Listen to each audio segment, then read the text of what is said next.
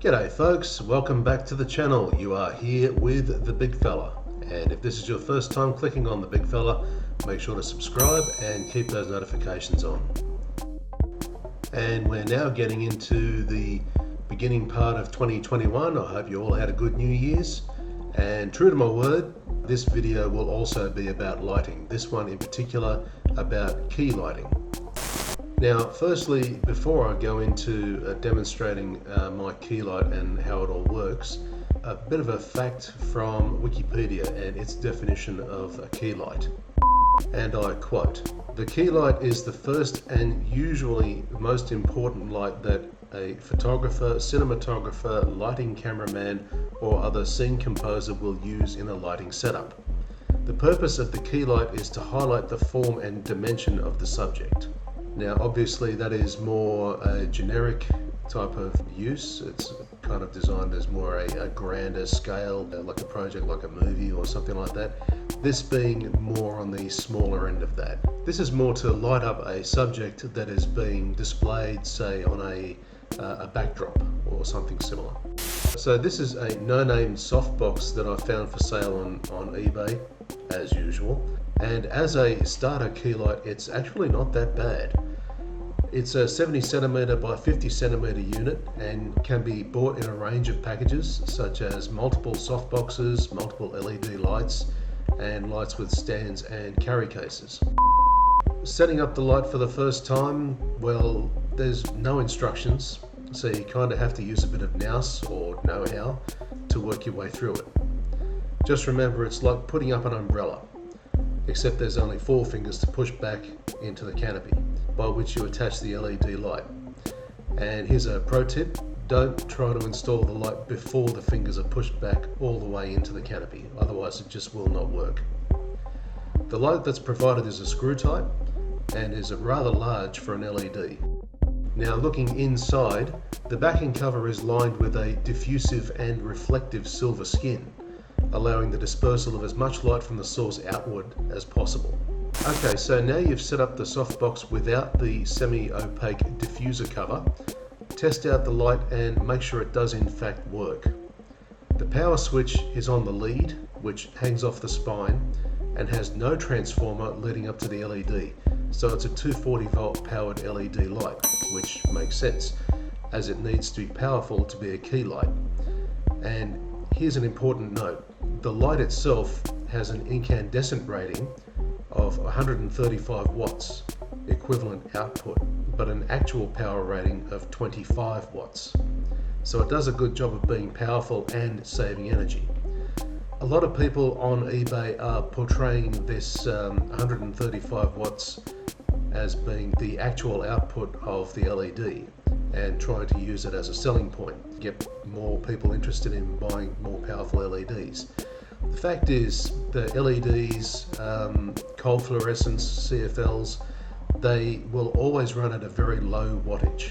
They will take your AC voltage and convert it into a much lower wattage. Some very unscrupulous eBay sellers will try and sell you very high wattage LEDs, and yeah, they'll try and get away with whatever they can. They'll try and get you to buy a 135 watt LED, which is an equivalent wattage, but the LED actually only puts out 25 watts, so just buyer beware of that one. So once you've tested it out and it's all good, it's time to get the diffuser cover on. Now, this part is extremely fiddly. If you don't get it right, you'll have light leaks coming out of all the corners, and they have to be sealed up, and there's no real corner attachments for them. The cover attaches via 4 Velcro strips, which are along the length and the width of the backing cover of the key light. And there's no points for best looking finished product here. What you're looking for is effectiveness, and most likely the end result will look a tad untidy. Mounting the softbox with the aluminium alloy stand that's provided can feel like a bit of a daunting process. The problem exists where the alloy stand feels so light, and the softbox being relatively big and awkward will also feel like it will make the stand topple over. It appears to be top heavy and rather unstable once mounted. So mounting it lower down and angling the light upwards slightly might not be all that practical, but it will give you a bit more peace of mind that it won't fall over. So people have also noted that with these alloy stands, because they are light and they can be a little bit kind of teetery, that you might want to invest in maybe some sandbags. You can probably get different sizes, different weights, but all they do is basically put a bit of weight down on the base of the stand to make it not want to fall over. Regardless, in the testing that I did with mine, I had it set up at maximum height and the light didn't fall over. And also with the mounting, there are two positions to choose from on the base of the softbox spine, and they are perpendicular to each other. This means that you can either mount them softbox horizontally or vertically. Another pro tip is mounting horizontally gives slightly more stability and it's not so top heavy. It'll be more rectangular instead of oblong.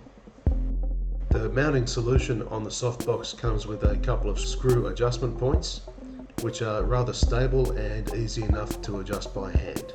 In all, the softbox package that I bought contained only one stand, one softbox, and two LEDs, which was a package that I thought that was rather well priced for a starter kit on eBay. So the pros. This key light has a very good light output of 25 watts or 135 watt equivalent, designed to be used as a key light for backdrop photography.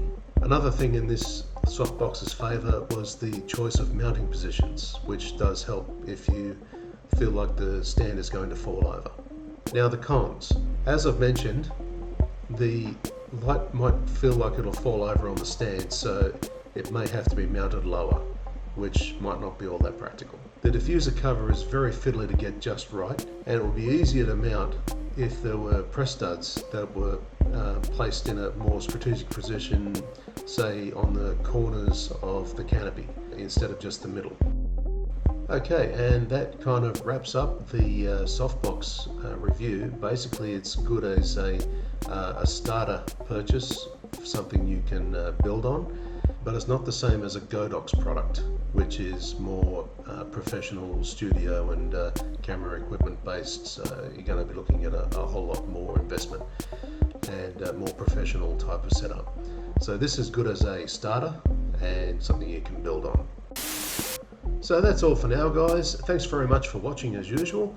Like, comment, share and subscribe, and I'll see you all in the next video, which will be out next Friday. Until then, this is the Big Fella. Have a good one, guys.